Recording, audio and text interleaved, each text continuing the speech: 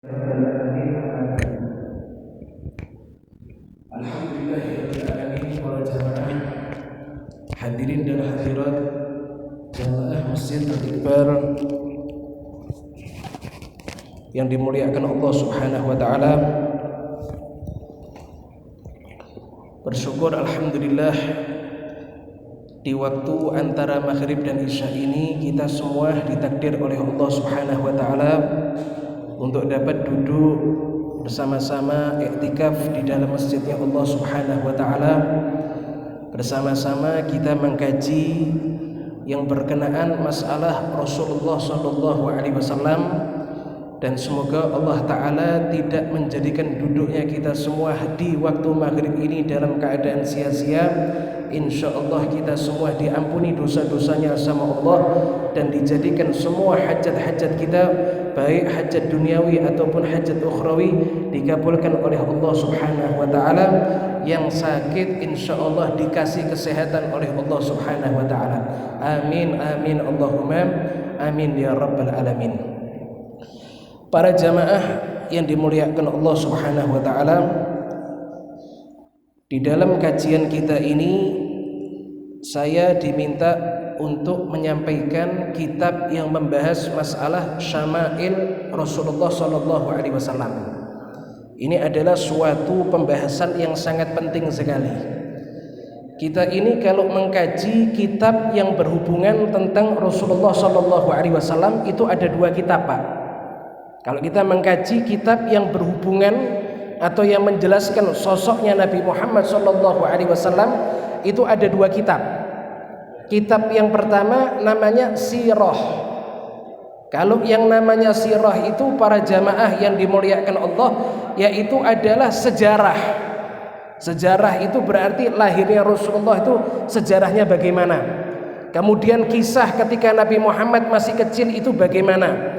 Kemudian bagaimana Nabi Muhammad ketika usia 12 tahun bagaimana, usia 20 tahun bagaimana, sampai diangkat menjadi Rasul bagaimana, sampai akhirnya meninggal bagaimana. Itu namanya sirah, sejarah Rasulullah sallallahu alaihi wasallam. Ya, kalau kita mengkaji sirah itu akhirnya bisa kita dapatkan sejarahnya Rasulullah, bagaimana kehidupan Nabi Muhammad sallallahu alaihi wasallam. Nah, kemudian kitab yang kedua yang berhubungan menjelaskan mengenai Rasulullah sallallahu alaihi wasallam, yaitu adalah kitab yang akan kita kaji, yaitu namanya kitab Syama'il. Kalau sejarah tadi namanya sirah. Ya, kalau sejarah tadi namanya adalah sirah. Tapi kalau yang mau kita kaji namanya Syama'il. Lah apa itu kitab Syama'il? Nah, ini perlu diperhatikan. Kalau yang namanya sirah itu perjalanan hidup dikisahkan dari lahir sampai meninggal. Kalau Syama'il itu membahas mengenai akhlak-akhlaknya Rasulullah bagaimana, tingkah lakunya Nabi Muhammad itu bagaimana. Nabi Muhammad kalau berkata bagaimana cara berkatanya. Nabi Muhammad kalau berpakaian itu pakaiannya seperti apa. Lah itu Syama'il. Akhlaknya Rasulullah dibahas satu persatu sambil dikaji dari riwayat-riwayat hadis yang menjelaskan bagaimana itu akhlaknya Rasulullah sallallahu alaihi wasallam, dan juga dijelaskan pula di dalam kitab Syama'il, yaitu adalah berkenaan posturnya Rasulullah sallallahu alaihi wasallam. Nabi Muhammad itu wajahnya bagaimana? Nah, nanti dijelaskan. Kemudian Nabi Muhammad itu rambutnya bagaimana? Nanti dijelaskan. Nabi Muhammad itu beliau jenggotnya bagaimana? Nanti dijelaskan. Nabi Muhammad itu warna kulitnya bagaimana? Nanti dijelaskan. Lah itu semua dijelaskan di dalam kitab Syama'il. Jadi di dalam kitab Syama'il yang mau kita kaji ini, kita tidak mendapatkan sejarahnya Rasulullah, tapi yang kita kaji akhlaknya Rasulullah dan juga posturnya Nabi Muhammad sallallahu alaihi wasallam. Banyak para ulama yang mengarang kitab Syama'il. Di antaranya kitab Syama'il yang terkenal yang dikaji di setiap daerah, yaitu adalah kitab Syama'il yang disusun oleh Al-Imam At-Tirmidzi. Sampai-sampai dikatakan di dalam kitab Syama'ilnya Imam Tirmidzi itu Nabi Muhammad sallallahu alaihi wasallam itu dijelaskan ciri-cirinya itu detail. Tingkah lakunya dari bangun tidur sampai beliau tidur, Kemudian postur tubuhnya Nabi Muhammad itu bagaimana, dijelaskan sama Imam Tirmidzi secara detail, sampai-sampai ulama mengatakan kalau jenengan kepingin di rumah jenengan ada Rasulullah Shallallahu Alaihi Wasallam, kira-kira kepingin apa mboten nih? Di rumah kita ada Rasulullah Shallallahu Alaihi Wasallam. Itu dikatakan sama para ulama, kalau kepingin di rumah kita ada Rasulullah, maka simpen kitab Syama'il yang disusun sama Imam Tirmidzi. Kenapa sebabnya? Karena detailnya sekali beliau menjelaskan sosoknya Nabi Muhammad SAW, sangat detail sekali. Nah, cuma kalau kita mau mengkaji kitab Syama'il karangan daripada Imam Tirmidzi, kitabnya tebelnya segini, Pak. Ya, ini kalau ngelihat wajah-wajahnya yang bicara sama yang mendengarkan kayak berat ini. Ya, tebelnya segini, Pak. Tebel kitabnya. Nah, tapi insya Allah kita mau mengkaji daripada kitab Wasailil Wusul yang menjelaskan di dalamnya beberapa atau sekelumit daripada sifatnya Rasulullah dan juga posturnya Nabi Muhammad Sallallahu Alaihi Wasallam. Kita kalau bisa hadir rutin, insya Allah kita bisa kenal siapa itu Nabi Muhammad Sallallahu Alaihi Wasallam. Kalau kita bisa hadir rutin, kita bisa kenal bagaimana itu akhlaknya Rasulullah Sallallahu Alaihi Wasallam. Para jamaah yang dimuliakan Allah Subhanahu wa taala, saya akan membacakan sedikit daripada bahasa Arabnya, nanti akan saya jelaskan. Kira-kira kalau dibaca bahasa Arabnya jelas napa mboten niki? Nah, nek jelas dibaca Wassalamualaikum warahmatullahi wabarakatuh. Nah, kira-kira jelas napa mboten kalau dibaca bahasa Arabnya nih? Nah, jelas, Pak. Oh, Masya Allah, ini hebat-hebat semua ini sama Masjid Al-Iqbal ini. Ibu-ibu jelas kalau dibaca ini, Bu? Nah, ini saya akan jelas suaranya. Tapi nek paham enggak paham. Nek suaranya jelas, speakernya bagus-bagus kok. Kalau suaranya jelas, tapi kalau paham wallahu a'lam nggih. Nah, niki saya akan bacakan 10 menit, nanti akan saya jelaskan sedikit satu persatu. Bismillahirrahmanirrahim. Radhiyallahu taala ankum. Laisal maksudu min jam'i syama'ilihi sallallahu alaihi wasallam mujarrada ma'rifati ilmin tarikhiyin tamilu ilaihi nufus wa tajnahu ilaihi alqulub wa yutahaddatsu bihi fil majalis wa yustashhadu bihi 'alal maqasid wa nahwi dzalika minal fawaid. Wa innamal maksudu min jam'i syama'ilihi sallallahu alaihi wasallam fawaidu ukhra muhimmatun fid din. Minha at-taladzudzu bi sifatihil aliyah wa syama'ilihir radiyah sallallahu alaihi wasallam.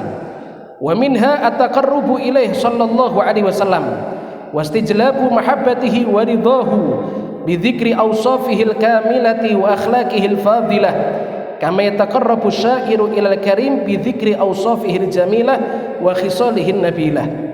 Wala syakka anna jam'a syama'ilihi sallallahu alaihi wasallam wa nasraha wa afdalu wa akmalu min madhihi bil qasaid wa qad radiya amman madahahu biha ka Hasan wa Abdullah bin Rawahah wa Ka'ab bin Zuhair radhiyallahu ta'ala anhum wa kafa'ahum ala dhalik. Nah, ini dikatakan orang itu kalau dia mengkaji daripada kitab Syama'il yang menjelaskan bagaimana akhlak dan juga posturnya Nabi Muhammad SAW, tujuan dibacakan atau mengkaji kitab Syama'il tersebut bukan untuk kita mengetahui bagaimana sejarahnya Rasulullah, karena tidak mungkin dijelaskan. Nabi Muhammad itu lahirnya bagaimana, tidak mungkin dijelaskan di dalam kitab Syama'il. Akan tetapi ketika sedang dibacakan kitab Syama'il atau sedang dikaji itu kitab Syama'il, faedah atau tujuan daripada kita mengkaji kitab Syama'il itu ada beberapa faedah yang penting, yang sangat penting sekali diketahui oleh setiap orang-orang muslim. Mengkaji kitab Syama'il ini terdapat faedah yang sangat penting, yang sangat diwajibkan untuk didapatkan atau diperoleh oleh setiap orang muslim. Di antaranya, kalau kita mengkaji kitab ini nanti ini, di antaranya at-taladzudzu bi sifatihil aliyah wa syama'ilihir radiyah. Orang kalau dia membaca bagaimana sifatnya Rasulullah sallallahu alaihi wasallam, maka ketika kita mendengar sifatnya Nabi Muhammad sallallahu alaihi wasallam dijelaskan, kita akan merasakan kegembiraan atau kesenangan di dalam hati. Kita akan merasakan apa itu? Kenyamanan, kesenangan di dalam hati. Saya mau tanya, jenengan kalau misalnya lagi duduk sama teman-teman, Kemudian teman jenengan nyeritakan ada satu orang, wah luar biasa hebatnya. Dia cerita ini seseorang ini ngangkat batu itu yang besar dengan satu tangannya itu kuat. Teman jenengan cerita. Itu kalau pas teman jenengan cerita model seperti itu, kalau jenengan itu dengarnya asik napa mboten? Asik napa mboten? Asik. Kenapa sebabnya? Karena kita kagum. Kita mendengarkan sifat orang tersebut kagum.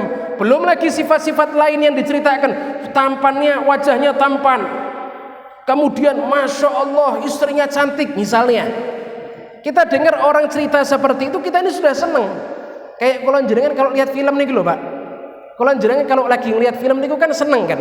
Karena kita ngelihat bagaimana ada satu orang, sosok orang yang diceritakan itu luar biasa sifatnya. Atau misalnya kalau kita tidak ngelihat, kita dengar teman kita cerita, Pak tadi saya ngelihat film ceritanya seperti ini Pak, bagusnya luar biasa, wah tokohnya hebat, tampan wajahnya. Kalau jenengan bayangkan tampan, kuat badannya kuat, wah kuat bagus badannya, tidak mungkin badannya jelek. Kita kalau dengar kisah-kisah seperti ini, kita mendengar sifat-sifat seperti ini, hati kita senang napa mboten? Tanpa kita sadari 2 jam kalau jenengan dengar napa niku, tidak sadar. Nek kalau jenengan jagongan mbek temen niku lho. Itu yang diceritakan ketika jagongan orang biasa. Yang diceritakan sama orang ketika kalau jenengan jagongan niku yang sampai akhirnya kalau jenengan lupa waktu karena keasikan dengar daripada cerita tersebut, itu orang yang diceritakan orang biasa. Lah bagaimana kalau yang diceritakan sifatnya adalah Nabi Muhammad sallallahu alaihi wasallam? Kira-kira lebih asik lagi napa mboten niki? Lebih asik lagi napa mboten? Memang sudah merupakan wataknya manusia kalau dengar sifat yang bagus seneng. Bayangkan sifat yang bagus, kalau jenengan diceritai ada orang sifatnya bagus, wataknya manusia tuh dengar aja sudah seneng.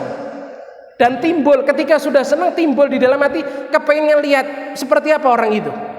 Yang diceritakan tuh seperti apa? Kepengen lihat, ini sudah wataknya manusia. Lah makanya dikatakan di antara faedah seseorang itu mengkaji kitab Syama'il, akhlaknya Rasulullah sallallahu alaihi wasallam, dan juga bagaimana itu posturnya Rasulullah, supaya kulon jenengan niki napa? Merasa asik hati kulon jenengan. Kalau sudah asik kepengin ketemu sama Kanjeng Nabi. Kepengin ketemu sama Kanjeng Nabi. Kinten-kinten ketemu Kanjeng Nabi niku mungkin napa mboten mungkin?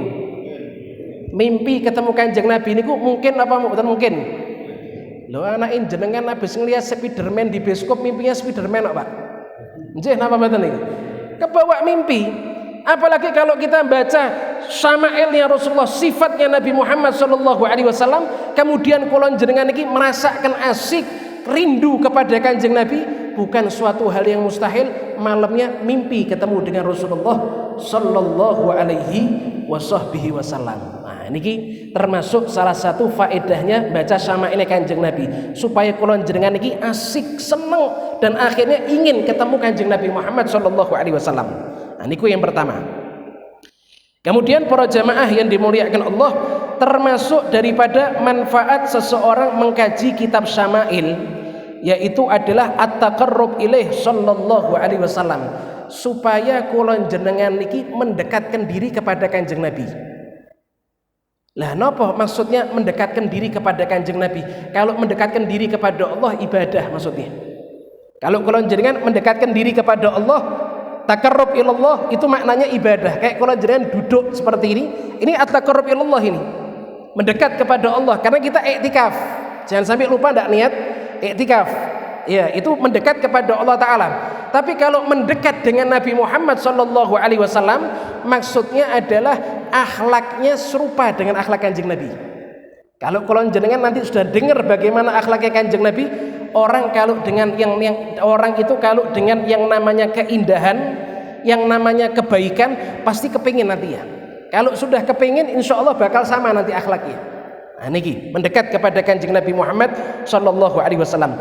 Kemudian juga bukan hanya sekedar mendekat kepada Kanjeng Nabi, orang kalau mengkaji kitab Syama'il niku napa? Narik kecintaan kepada Kanjeng Nabi Muhammad sallallahu alaihi wasallam dengan cara menyebut-nyebut sifatnya Kanjeng Nabi Muhammad sallallahu alaihi wasallam. Nah, coba perhatikan. Orang itu kalau sudah jatuh cinta, jatuh cinta, maka dia akan sering sekali menyebut orang yang dia cintai. Nggih napa mboten? Kula jenengan iki kalau sudah cinta sama satu orang, maka kula jenengan niku bakal sering nyebut namanya orang tersebut. Man ahabba syai'an aktsara dzikrah.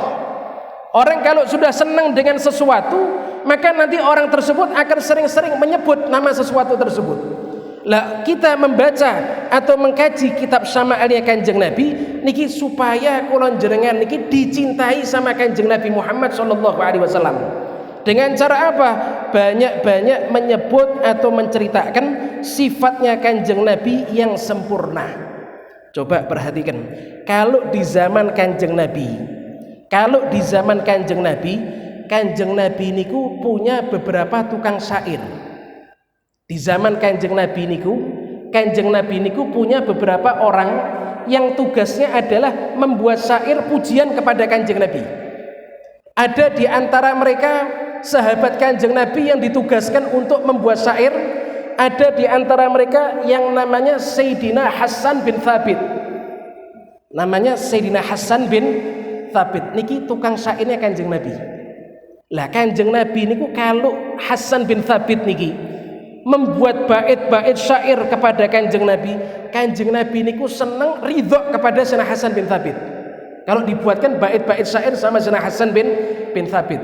Nah niki kula jenengan perlu untuk mengenal siapa itu Sayyidina Hasan bin Thabit. Niki sahabatnya Kanjeng Nabi. Nyuwun sewu. Niku dikatakan Sayyidina Hasan bin Thabit itu beliau usianya 120 tahun. Beliau meninggal pada usia 120 tahun. 60 tahun pertama beliau hidup dalam keadaan jahiliyah. Beliau belum masuk ke dalam agama Islam. 60 tahun setelahnya, dari usia 60 tahun sampai meninggal dunia, beliau hidup dalam keadaan Islam, berjuang di belakang Rasulullah, memperjuangkan Nabi Muhammad dengan bait-bait syairnya. Berarti ini sahabat yang luar biasa.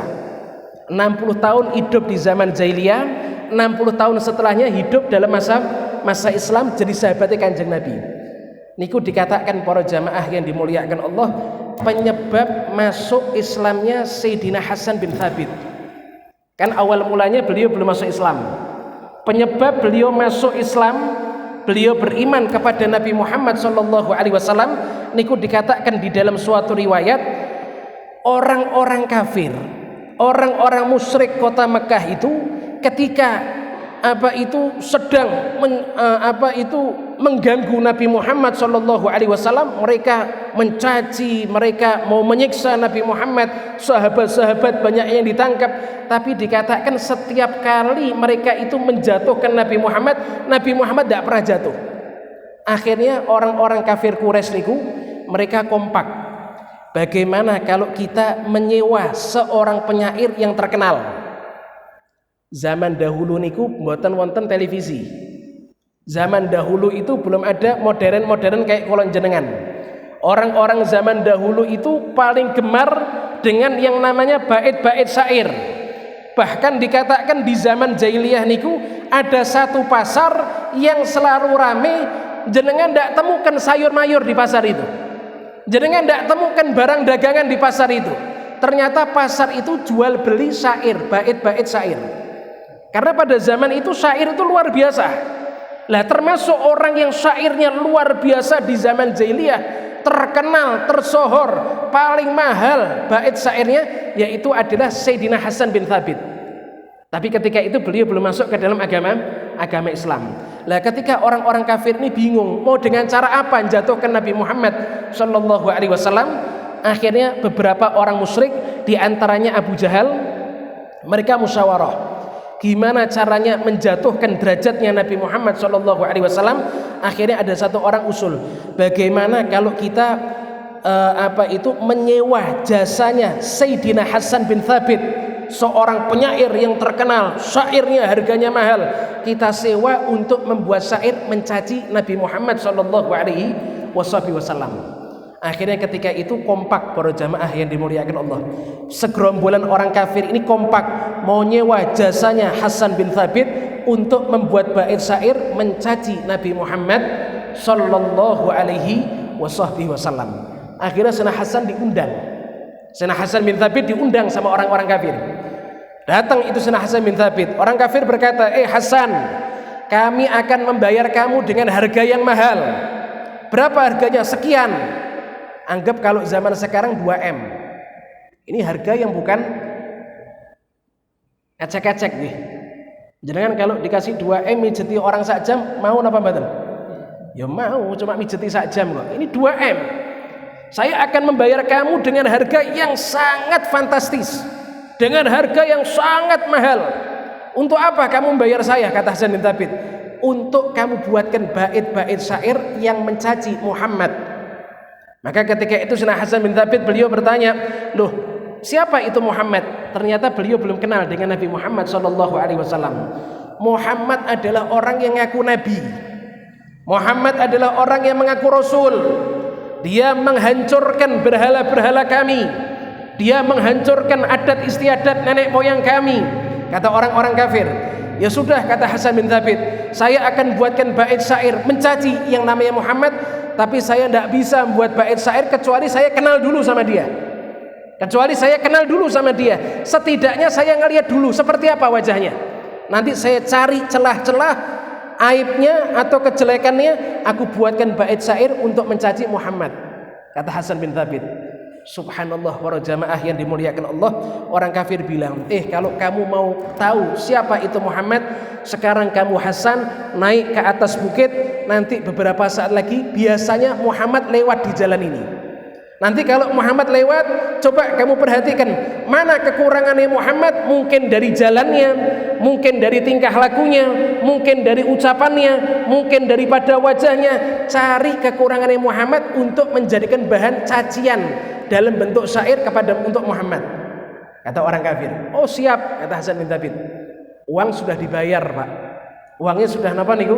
Dibayar. Hasan bin Thabit naik ke atas bukit. Ya, Hasan bin Thabit naik ke atas bukit. Menunggu siapa ini? Nabi Muhammad SAW. Subhanallah, ketika Sayyidina Hasan bin Thabit dia sudah ada di atas bukit, selang berapa saat kemudian benar Nabi Muhammad SAW beliau lewat ada di bawah bukit, melewati jalan dengan jalan yang penuh ketawaduan, dengan jalan yang penuh dengan kerendahan hati, tanpa ada tanda-tanda sombong daripada jalannya Nabi Muhammad SAW. Lah ketika Nabi Muhammad berjalan, Hasan bin Thabit ini melihat wajahnya Rasulullah, dan ini pandangan ke wajahnya Rasulullah yang pertama kali. Subhanallah, ketika dipandang sama Sayyidina Hasan bin Thabit niku spontan Pak, matanya Hasan bin Thabit itu ditutup dengan telapak tangannya. Spontan apa niku? Matanya ditutup dengan telapak tangannya itu. Tidak berani mandang wajahnya Rasulullah SAW sampai Nabi Muhammad jalan. Setelah Nabi Muhammad jalan, Hasan bin Thabit dia turun, kemudian kembali kepada orang-orang kafir yang telah memberikan hartanya kepada beliau. Ketika itu Hasan bin Thabit dia mengatakan, orang-orang kafir, saya tidak mau membuat cacian untuk dia. Saya tidak mau membuat cacian untuk dia. Ini uang yang sudah saya serah, yang sudah kalian serahkan kepada saya kembalikan kepada kamu, dilemparkan kepada orang-orang kafir. Ini Sayyidina Hasan bin Thabit belum duduk sama Rasulullah, belum bicara sama Rasulullah, tapi beliau baru melihat wajahnya Rasulullah dan langsung jatuh hati pada pandangan pertama. Subhanallah, jenengan pas kawin sama istrinya jenengan tidak mungkin jatuh hati ya seperti ini. Nggih napa mboten niki? Nggih napa mboten? Tidak mungkin kulon jenengan ngelihat istri kulon jenengan pertama kali, tidak mungkin jatuh cintanya seperti ini. Ini Hasan bin Thabit ngelihat wajahnya Rasul pertama kali, langsung diapakan? Tutup mata. Jenengan pas ngelihat istri pertama kali tutup mata napa mboten? Mboten, kulon jenengan ya mboten, mentelang terus kulon jenengan. Tapi nek Sayyidina Hasan bin Thabit langsung tutup mata. Itu beliau berkata kepada orang kafir, ini saya serahkan harta kalian, saya tidak mau terima harta kalian, dan saya tidak menemukan sedikit pun cacat daripada wajahnya Muhammad, tingkah lakunya Muhammad. Kaget orang kafir, Hasan, kamu ini kami sewa untuk mencaci Muhammad, kok malah kepencut kamu ini? Kamu ini kami sewa untuk mencaci Muhammad, kok malah kamu jatuh hati kepada Muhammad. Maka ketika itu Sayyidina Hasan bin Thabit terlontar. Yang namanya orang itu kalau sudah puitis, Pak, orang itu kalau memang sudah dasarnya wataknya itu ahli sastra, suka membuat bait-bait puisi, itu ndak pakai dipikir, tiba-tiba ucapannya apa? Puitis. Plek kayak kalau yang jenengan pas di hadapan istri malam pertama itu, tiba-tiba apa nih? Puitis, tapi salah kabeh jan ini. Bahasanya ngabuladul padahal ini. Lah niki Sayyidina Hasan bin Thabit ketika ditanya, "Kenapa kok kamu kepincut dengan Muhammad? Kami sewa untuk mencaci Muhammad, kok malah kepincut kamu dengan Muhammad?" Ketika itu Hasan bin Thabit beliau membuat bait syair secara spontan. Beliau katakan, "Ketika saya pertama kali melihat wajahnya Muhammad, spontan aku tutup kedua mataku dengan telapak tanganku. Khaufan ala basari min husni suratihi, walastu anduruhu illa ala gadari." Kamu tahu enggak kenapa kok saya tutup mataku spontan dengan telapak tanganku? Saya khawatir mataku ini buta ngelihat keindahan yaitu wajahnya Muhammad. Saya khawatir mata saya ini menjadi buta karena melihat keindahan yaitu adalah Muhammad, kata Hasan bin Thabit. Walastu anduruhu illa ala gadari, dan kalian perlu tahu saya melihat tadi cuma sekilas dan itu mampuku cuma sekilas, tidak berani lebih, kata Hasan bin Thabit. Aku melihatnya cuma sekilas, kata Hasan bin Thabit, tidak berani ngelihat lama, khawatir mataku ini menjadi apa? Menjadi buta. Coba jenengan perhatikan para jamaah yang dimuliakan Allah, keindahan apa yang pernah kita lihat yang kita khawatir kalau lihat terus buta mata kita? Pernah tidak kita melihat keindahan seperti itu? Keindahan apa yang kita kalau melihat keindahan tersebut khawatir mata kita buta? Ada enggak keindahan macam seperti itu? Enggak ada. Bukan matahari itu nek dilihat bukan indah, ya panas matanya. Kalau lihat matahari di siang hari bukan indah, ya memang ngawur namanya niku. Bisa buta matanya. Tapi keindahan bukan sesuatu yang menyilaukan mata, bukan. Tapi keindahan yang kalau kulon jenengan lihat terus menerus mata nih kulon jenengan bisa buta. Kira-kira ada enggak keindahan seperti itu yang pernah kita lihat? Ada apa mata nih? Tidak ada.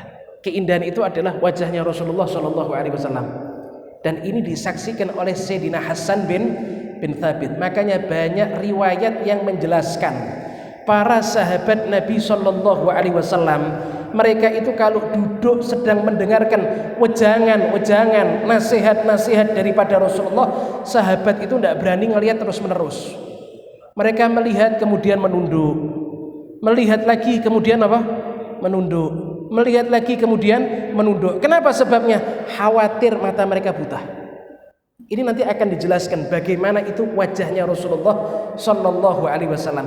Dan ketika itu Sayyidina Hasan bin Thabit langsung masuk ke dalam agama Islam, dan beliau menjadi sahabat Nabi yang membela Rasulullah dengan bait-bait syairnya.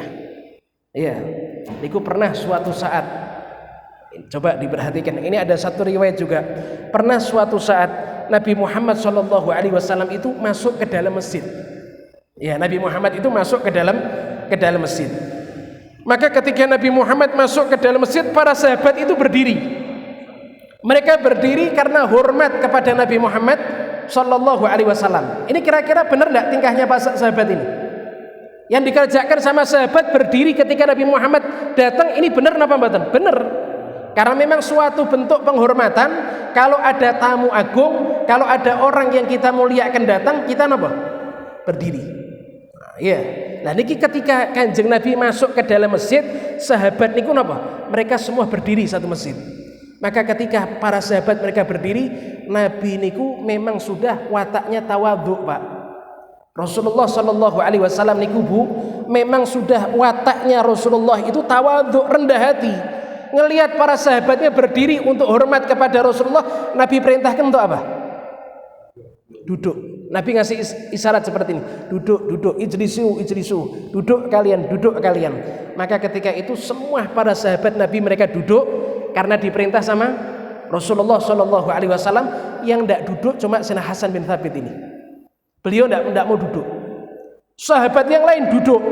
Sayyidina Abu Bakar duduk, Sayyidina Umar duduk, Sayyidina Ali duduk, semua duduk. Yang tidak duduk cuma Sayyidina Hasan bin Thabit.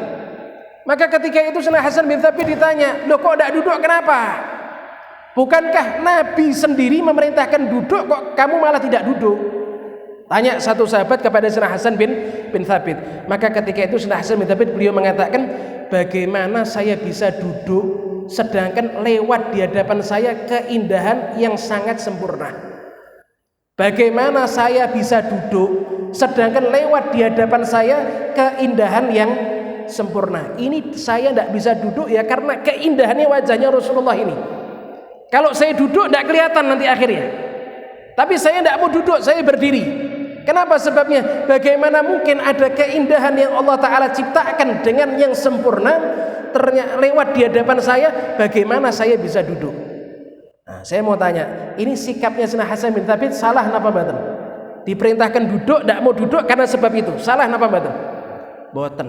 Niki karena cintanya beliau kepada Rasulullah sallallahu alaihi wasallam. Bahkan Nabi sallallahu alaihi wasallam pernah mendoakan Sayyidina Hasan bin Thabit, "Allahumma ayyidhu bi ruhil qudus."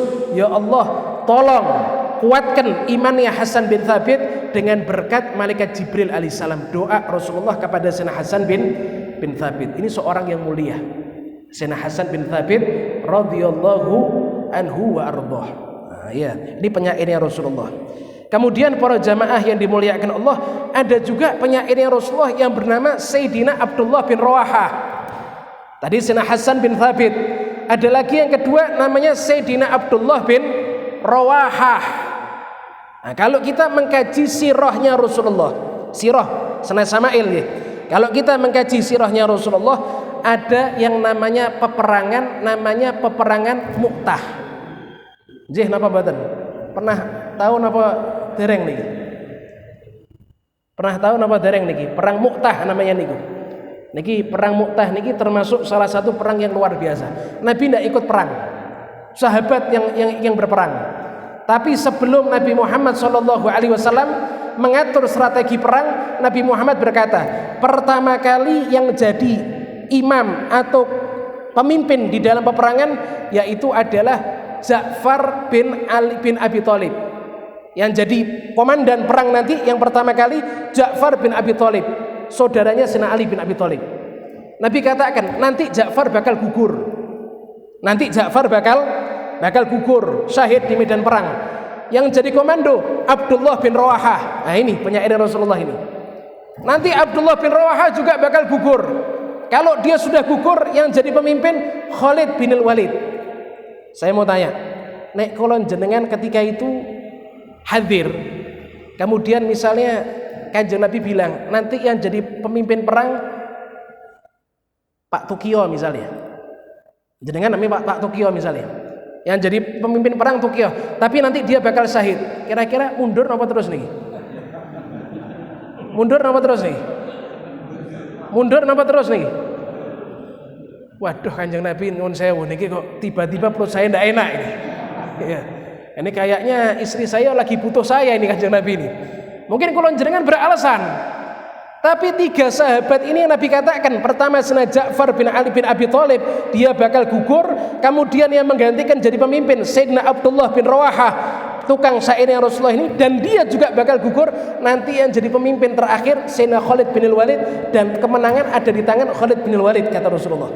Akhirnya benar, ketika perang Sayyidina Ja'far bin Abi Thalib, beliau gugur, tangannya ditebas, kemudian panji perang dipegang dengan tangan kirinya, tangan kirinya ditebas dipegang dengan mulutnya, kakinya ditebas sampai akhirnya meninggal dunia. Panji perang diambil sama Sayyidina Abdullah bin Rawahah. Ketika ngambil, beliau tahu tidak bakal syahid juga ini. Tahu apa mboten niku? Kanjeng Nabi sudah ngasih kabar, tapi tetap tidak gentar. Nah, ini bedanya imane kula jenengan sama imane para sahabat Kanjeng Nabi. Nek kula jenengan jadi sahabat ya bubar Islamisan. Nah, imane loyo kabeh niki kok kayak kula jenengan niki. Nggih napa mboten? Rumahnya dekat masjid, ujan we izin kok. Nah, ujane gerimis, rumahnya samping masjid. Izin. Nggih napa mboten niki? Oh, kathah model seperti itu. Ini imane kula jenengan niki. Iya. Makanya kalau jenengan niki jangan sekali-kali napa niki berhayal, coba ya hidup di zaman Kanjeng Nabi. Nek model kayak kalau jenengan hidup di zaman Kanjeng Nabi, ya sahabatnya Abu Jahal kalau jenengan. Oh imane ndak karuan ngene kok. Nggih napa mboten? Ini ndak mundur. Sayyidina Abdullah bin Rawahah beliau ngambil panji perang sampai akhirnya beliau ditebas tangannya, ditebas kakinya. Akhirnya beliau jatuh syahid, panji perang diambil sama Sayyidina Khalid bin Walid, kemenangan dimenangkan oleh Sayyidina Khalid bin Walid. Ini Sayyidina Abdullah bin Rawahah. Beliau termasuk orang yang syahid di dalam peperangan Mu'tah dan beliau adalah tukang syairnya Rasulullah sallallahu alaihi wasallam. Ini yang kedua. Yang pertama Sayyidina Hasan bin Thabit, kemudian yang kedua Sayyidina Abdullah bin Rawahah. Sayyidina Abdullah bin Rawahah. Niki kula jenengan jangan cuma apal namanya artis mawon, Pak. Jangan cuma apal kula jenengan namanya artis mawon nggih, Bu. Namanya sahabat Kanjeng Nabi juga harus tahu. Ya, tidak boleh umat Islam tidak tahu, tidak kenal dengan sahabatnya Kanjeng Nabi. Yang terakhir, yang ketiga, tukang syairnya Kanjeng Nabi namanya adalah Sayyidina Ka'ab bin Zuhair. Sayyidina Ka'ab bin Zuhair. Yang pertama Sayyidina Hasan bin Thabit, kemudian yang kedua Sayyidina Abdullah bin Rawahah, kemudian yang ketiga Sayyidina Ka'ab bin Zuhair. Ketiga sahabat Kanjeng Nabi niki setiap kali buat syair kepada Kanjeng Nabi seneng, Kanjeng Nabi ridho. Niku buat syair untuk Kanjeng Nabi. Lah niki dikatakan sedangkan mengumpulkan hadis-hadis yang menjelaskan masalah syama'ilnya Kanjeng Nabi, posturnya Kanjeng Nabi, akhlaknya Kanjeng Nabi itu jauh lebih afdal daripada membuat bait syair kepada Kanjeng Nabi. Kalau jenengan membaca bait syair kepada Kanjeng Nabi niki luar biasa. Tapi ada yang lebih utama daripada itu, mengkaji hadis-hadis yang berkenaan posturnya Kanjeng Nabi dan juga akhlaknya Kanjeng Nabi Muhammad sallallahu alaihi wasallam.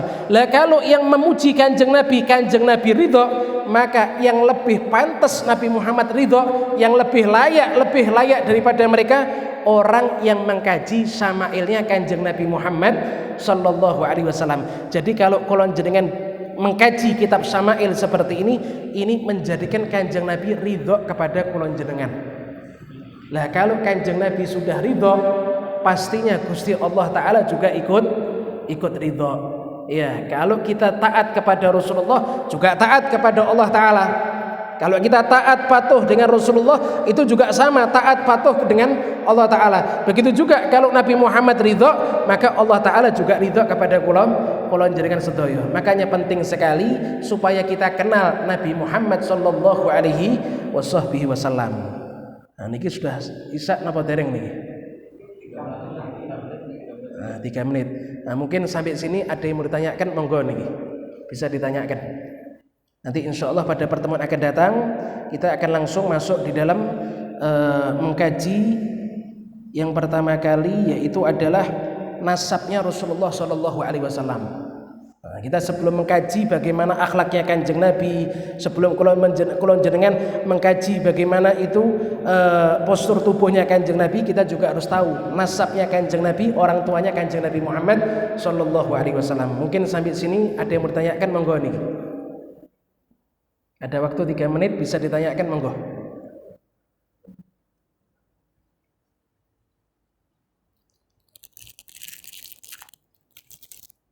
Monggo. Wah, insyaallah. Bukan saking jelasnya. Kualik nih.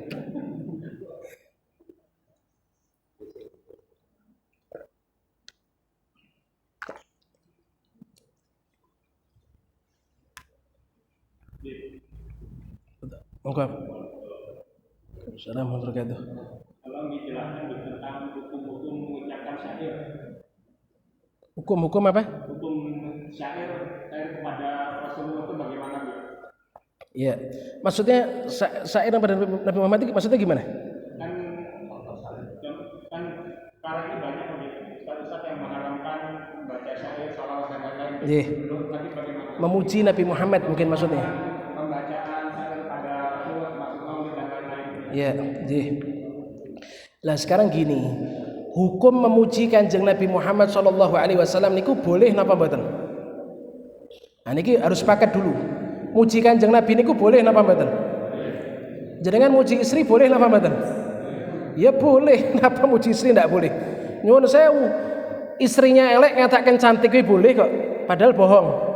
Apalagi kita ngatakan sesuai dengan kebenaran. Kalau muji istri aja boleh, apalagi muji Rasulullah.